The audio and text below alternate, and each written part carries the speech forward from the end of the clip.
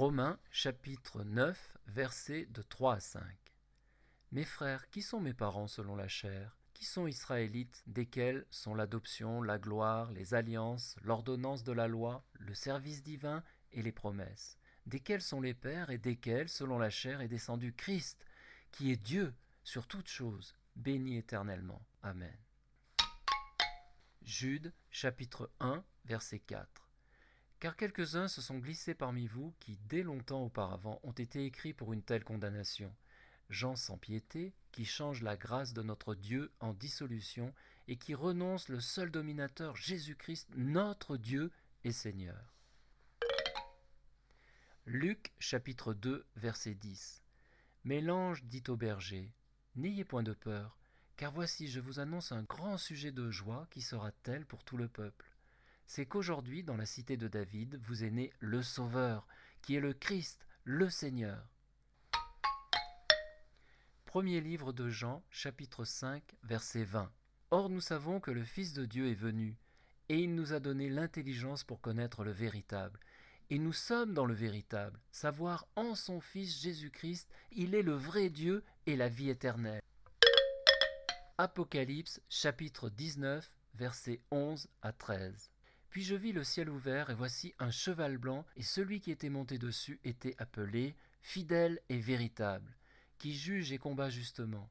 Et ses yeux étaient comme une flamme de feu, et il y avait sur sa tête plusieurs diadèmes. Il était vêtu d'une robe teinte dans le sang, et son nom s'appelle la Parole de Dieu. Jean chapitre 1, versets 1 et 14. Au commencement était la Parole, et la Parole était avec Dieu, et cette Parole était Dieu. Et la Parole a été faite chair. Elle a habité parmi nous, et nous avons contemplé sa gloire.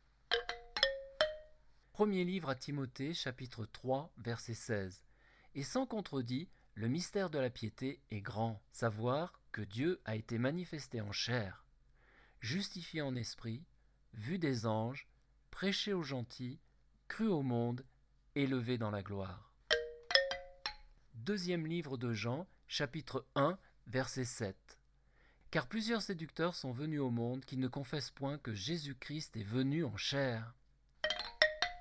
Deuxième livre aux Thessaloniciens, chapitre 2, versets 16 et 17.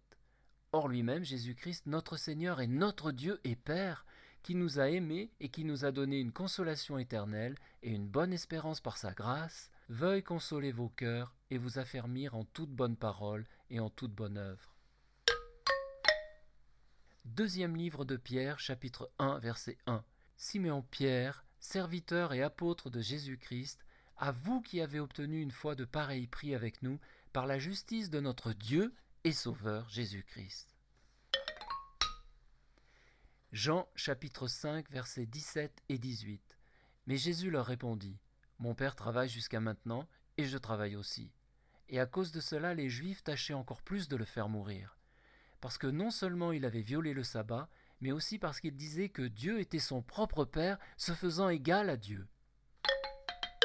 Tite chapitre 2, verset 13. En attendant la bienheureuse espérance et l'apparition de la gloire du grand Dieu et notre Sauveur Jésus-Christ. Deuxième livre de Pierre, chapitre 1, versets 11, 16 et 17. Car par ce moyen, l'entrée au royaume éternel de notre Seigneur et Sauveur Jésus-Christ vous sera abondamment donnée. Car nous ne vous avons point donné à connaître la puissance et la venue de notre Seigneur Jésus-Christ en suivant des fables artificieusement composées, mais comme ayant vu sa majesté de nos propres yeux. Car il reçut de Dieu le Père honneur et gloire. Hébreux chapitre 1, versets 1 à 3 et 6.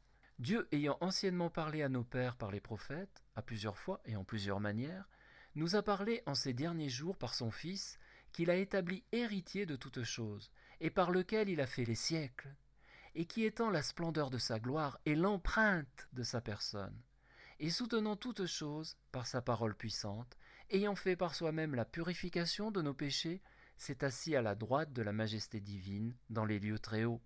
Et encore, quand il introduit dans le monde son Fils premier-né, il est dit « et que tous les anges de Dieu l'adorent ». Philippiens chapitre 2, versets de 5 à 7 et de 9 à 11. Qu'il y ait donc en vous un même sentiment qui a été en Jésus-Christ, lequel, étant en forme de Dieu, n'a point regardé comme une usurpation d'être égal à Dieu. Cependant, il s'est anéanti lui-même, ayant pris la forme de serviteur, fait à la ressemblance des hommes. C'est pourquoi aussi Dieu l'a souverainement élevé et lui a donné un nom qui est au-dessus de tout nom, afin qu'au nom de Jésus tout genou se ploie, tant de ceux qui sont aux cieux que de ceux qui sont en la terre et au-dessous de la terre, et que toute langue confesse que Jésus-Christ est le Seigneur, à la gloire de Dieu le Père. Hébreux chapitre 1 versets de 8 à 12. Mais il est dit quant au Fils, ô Dieu, ton trône demeure au siècle des siècles, et le sceptre de ton royaume est un sceptre d'équité. Tu as aimé la justice, et tu as haï l'iniquité. C'est pourquoi, ô Dieu, ton Dieu, t'a oint d'une huile de joie par-dessus tous tes semblables. Et dans un autre endroit, toi, Seigneur, tu as fondé la terre dès le commencement, et les cieux sont les ouvrages de tes mains. Ils périront, mais tu es permanent, et ils vieilliront tous comme un vêtement, et tu les plieras en rouleaux comme un habit, et ils seront changés. Mais toi, tu es le même, et tes ans ne finiront point.